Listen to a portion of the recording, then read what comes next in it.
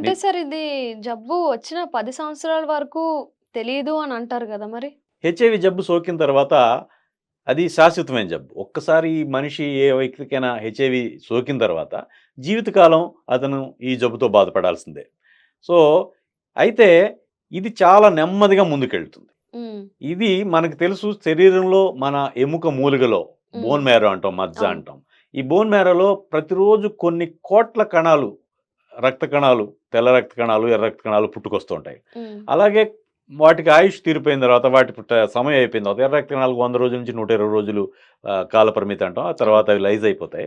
అట్లాగే తెల్ల రక్త కణాల్లో కొన్ని రోజులుంటాయి, కొన్ని వారాలుంటాయి. హ్మ్. మెమరీ టీ సెల్స్ అంటాం. అవి కొన్ని సంవత్సరాల పాటు బతికే ఉంటాయి.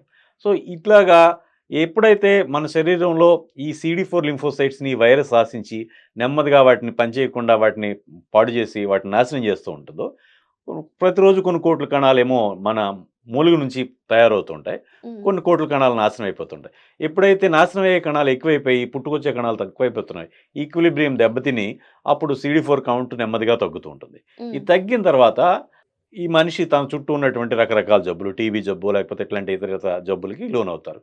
ఇది చాలా సమయం పడుతుంది. జబ్బు సోకిన తర్వాత రక్త పరీక్షలో తెలుసుకోవడానికి కొన్ని వారాల నుంచి ఒక 2, 3 నెలల కల్లా బయటపడుతుంది. హ్మ్. ఉంది జబ్బు హెచ్ఐవి సోకింది లేదు అన్నది.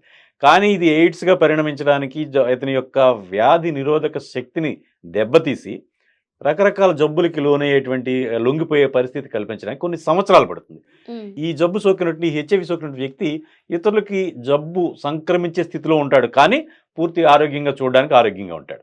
ఓకే. సో, బయటపడడానికి జబ్బు రూపంలో బయటపడడానికి టైం పడుతుంది కానీ, హ్మ్. రక్త పరీక్షలో పరీక్ష చేసినప్పుడు కొన్ని ఇది వారాల నుంచి నెలల లోపులోనే ఈ క్రిమి సోకిన వెంటనే తెలుస్తుంది.